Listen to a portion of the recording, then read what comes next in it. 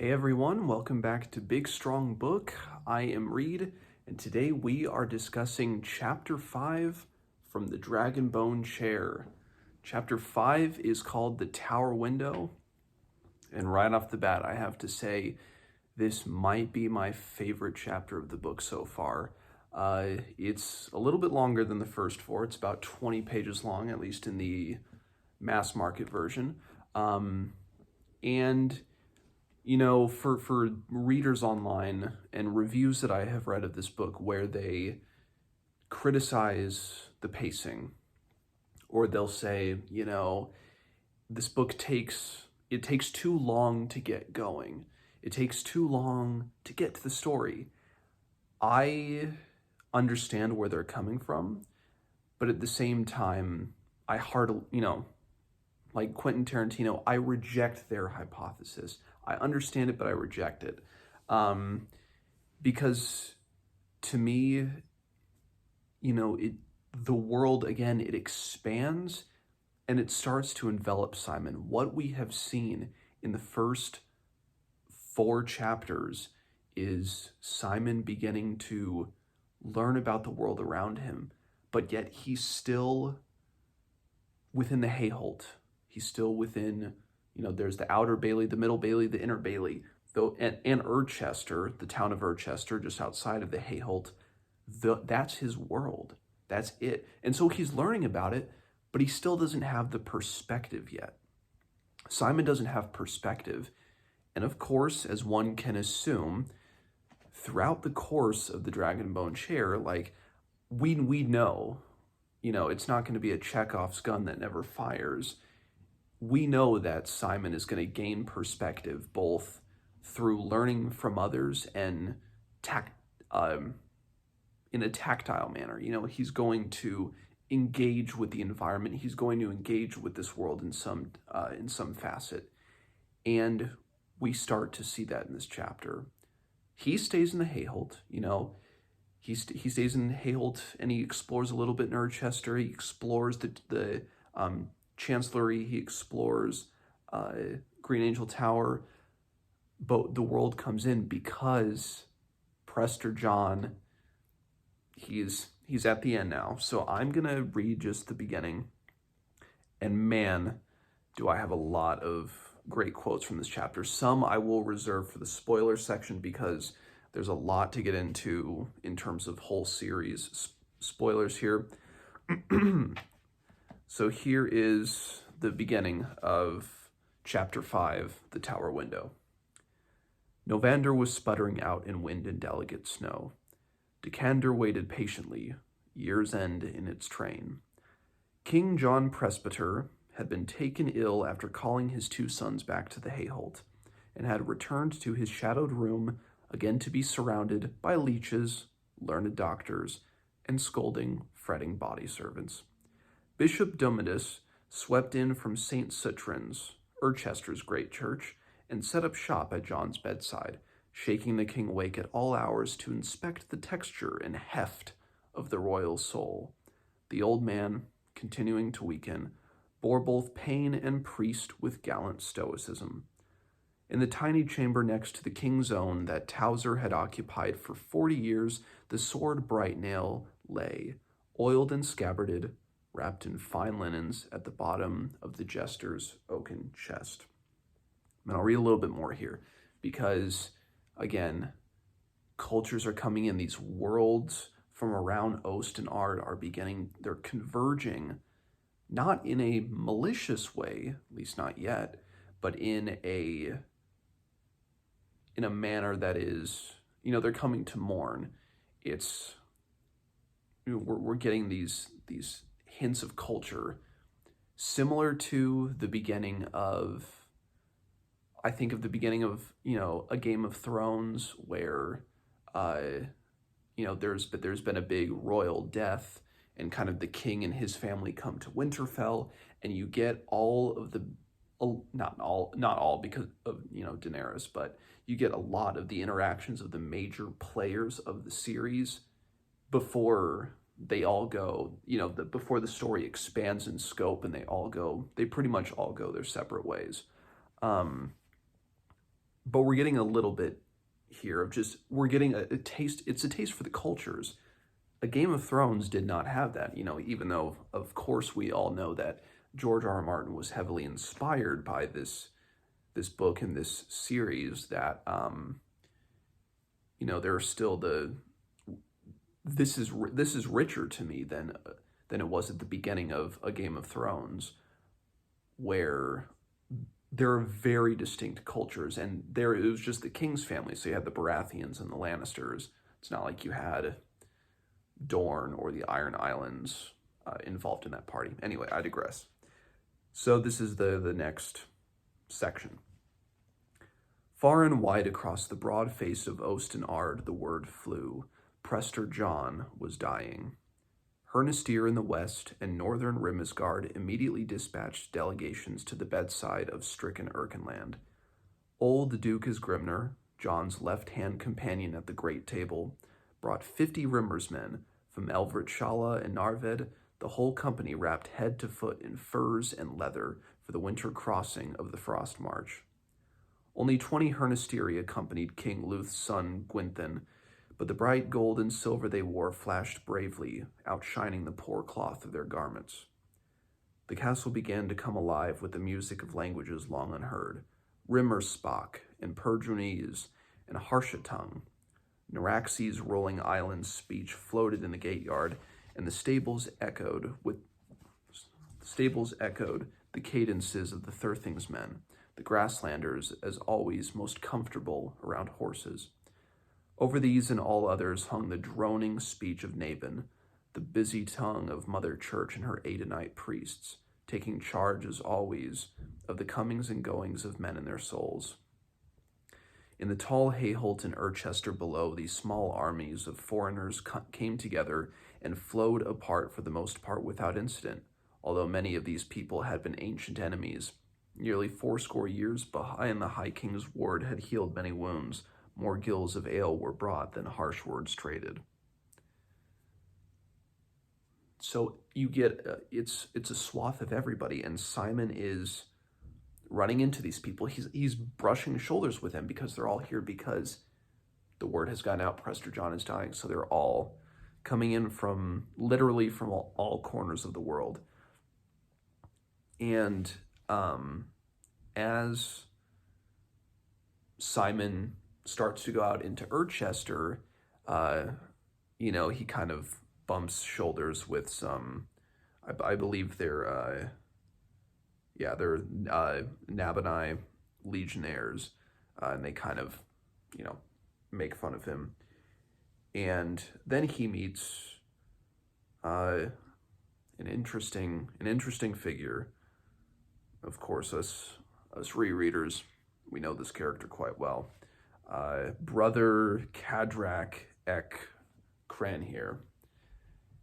He kind of approaches Simon, or he quite literally, I believe they bump into each other. And of course, Cadrak has a Hernesteri accent, so Simon he's confused by Cadrak right away. He's conflicted with how he feels about him, because so the Hernesteri people, the land of Hernesteer just to the north of Erkenland, they are traditionally pagan, or at least not, they don't really hold the beliefs of the Adonite church, which is the Adonite church. Obviously, as I've mentioned before, it's kind of the Osten Ard version of the Catholic Church. The Adonite church is based within Nabon. And so he's confused. He's like, brother, you're a brother. You're an Adonite. You're a monk. He's confused because he's a Hernesteri, he's a Hernesteri guy, a man from a pagan culture, a believer in the Adonite church. And that just that gives you a little bit of hint about this complex character of Cadrak, who we see briefly here, but rest assured we will see him again. And so they just they walk through Irchester together. They kind of They see all of these, and you just get the great imagery that Tad Williams is just so wonderful at writing. He and Simon wandered the market for a good part of the afternoon, looking at the tables of cakes and dried vegetables that stood against the shop walls of Main Row, smelling the warm smells of the bread bakers and chestnut vendors. Noting Simon's wistful gaze, the friar insisted they stop and buy a rough straw basket of roasted nuts, which he paid kindly for, giving the chap-faced chestnut man a half-fifthing piece numbly plucked from a pocket in his gray cassock. After burning fingers and tongues trying to eat the nut meats, they conceded defeat and stood watching a comical argument between a wine merchant and a juggler blocking his wine shop doorway while they waited for their purchase to cool.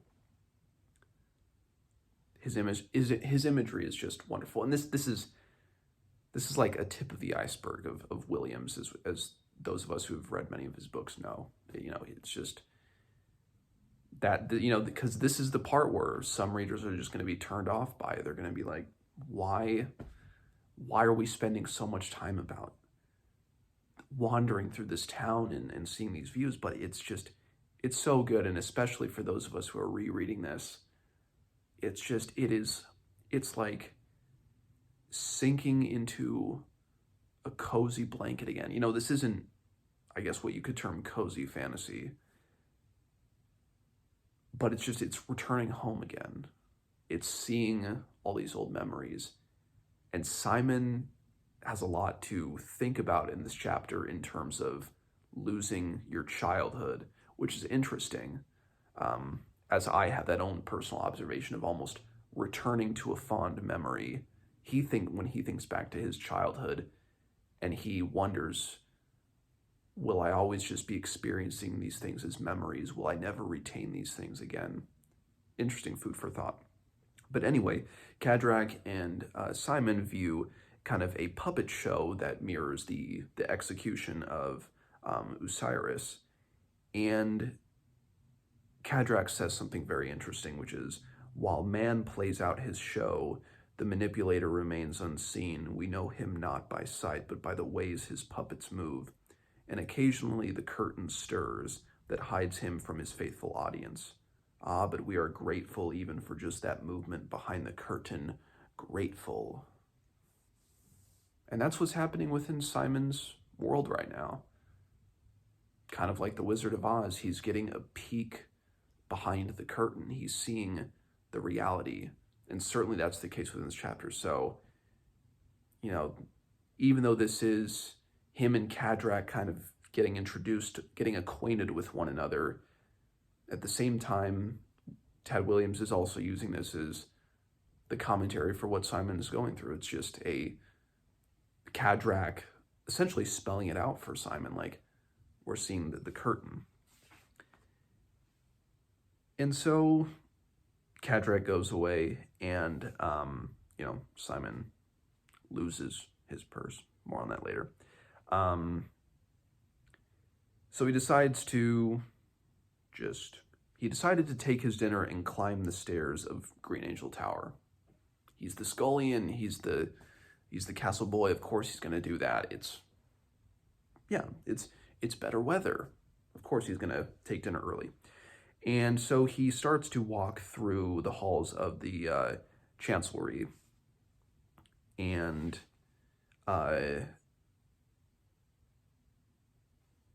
decides to sneak into the throne room. And he's been in the throne room before, but of course, within this throne room is the Dragonbone chair. But besides that obvious object, we get there. Oh my God, there's so much wonderful imagery within this next scene, like just him walking in the chancellery and into Green Angel Tower. It's so good. So he goes into, he sees the Dragonbone chair, and it's flanked by the 6 high kings. And Prester John, of course, he is the 7th. Obviously, he hasn't died yet. He is dying. He hasn't died yet. There's no monument to him, but they have the 6 High Kings in remembrance for the 6 High Kings that predated Prester John. But then, kind of perched up and above the chair is the dragon, Shurikai, which Prester John is said to have slain.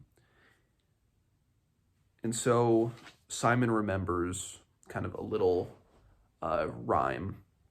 I won't read all the rhyme. I will get into this details about the kings in spoilers, because there are definitely some things to go through. But before Simon kind of remembers that song or that nursery rhyme or whatever that Rachel taught him, he is almost horrified by something, as if he feels he's getting older. Already he's getting this perspective and he's getting older. So it says, if his own childhood seemed so long ago, he suddenly wondered, how must it feel to Prester John, who wore so many decades? Mercilessly clear, as when Simon remembered past humiliations, or soft and insubstantial, like stories of the glorious past. When you were old, did your memories crowd out your other thoughts? Or did you lose them? Your childhood, your hated enemies, your friends.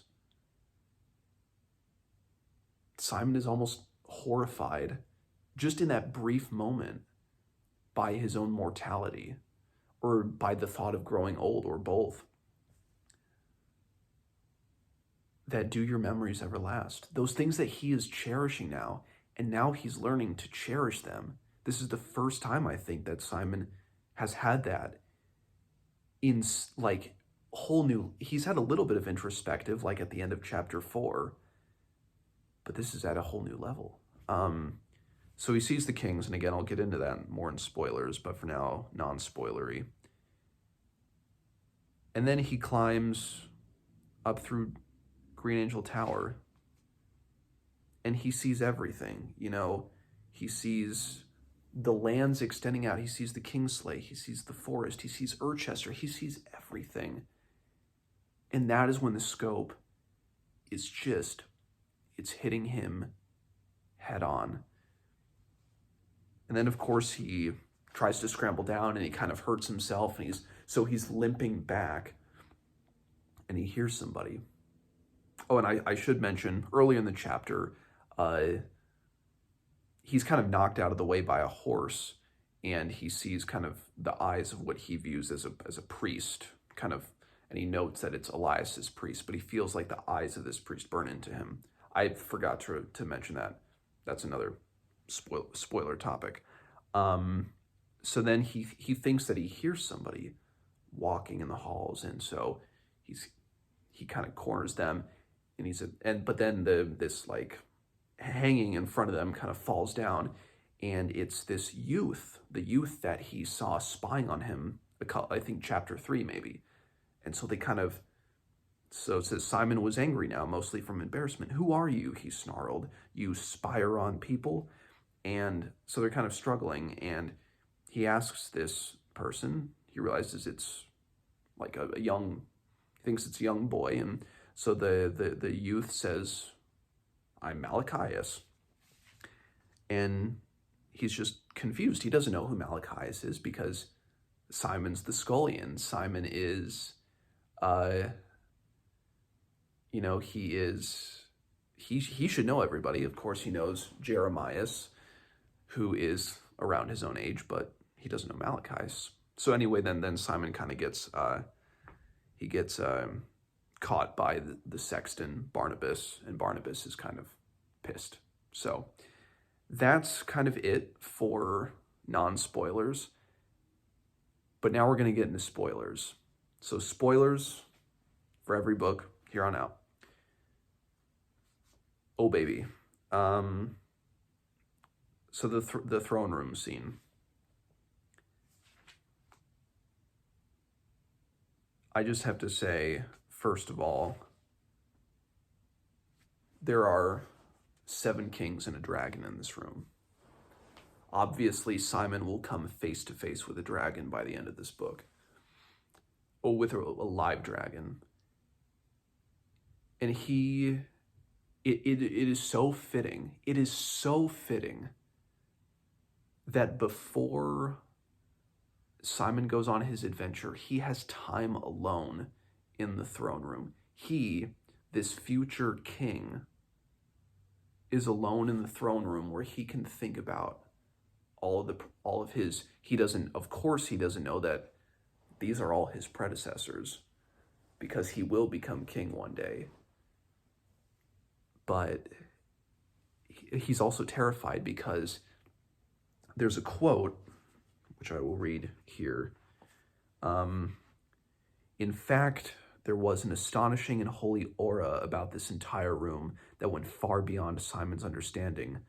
The throne of heavy yellowed bones, the massive black figures guarding an empty chair in a high deserted chamber, all seemed filled with some dread power. All 8 inhabitants of the room, the scullion, the statues, and the huge eyeless skull, seemed to hold their breath, almost as if they're holding their breath for him.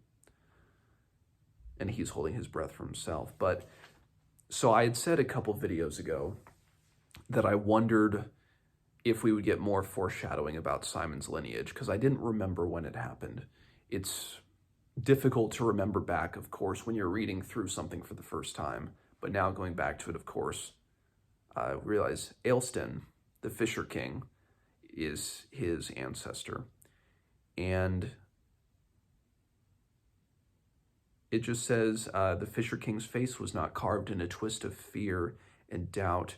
Rather, the sculptor had brought radiant faith into the stony features, had given opaque eyes the illusion of seeing faraway things. The long-dead artisan had made Osten humble and reverent, but had also made him bold. In his own secret thoughts, Simon often imagined that his own fisherman father might have looked like this. 100% obvious. Yeah, like that is foreshadowing. But it says something about the character of Simon, that his face is not carved in a twist of fear, but rather radiant faith into stony features. Simon, of course, as we know, throughout this trilogy, he experiences a whole measure of horrifying and terrifying things, and he shows fear, but he grows from that by the end, even by the end of this book. When he's holding the sword and he's yelling, "I am Simon," when he says that before the dragon,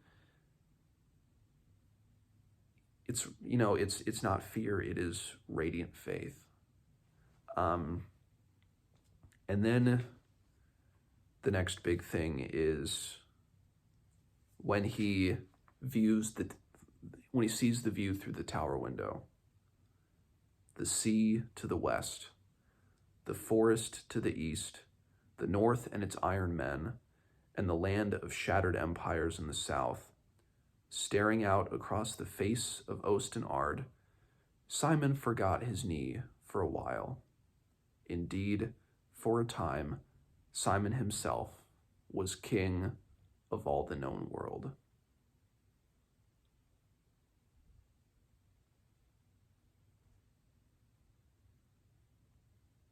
The Fisher King, as it said before, could almost see faraway things. Simon sees all these faraway things coming before him. And for just a moment, he's king of all the known world. I love that so much. And then, of course, he meets Malachias, who, as we all know, is Miriamel. And it's fitting, right after we get that passage where it just talks about him being king of all the known world, that he should have his first true interaction with the future queen of all the known world and his future wife. I love that. And even though he knows it's a face he should know, probably because he has seen Miriamel around before. It's almost like they've always known each other. Maybe that's too sappy, but I liked that. And then the other, then I'd be remiss for not talking a little bit more about Cadrak.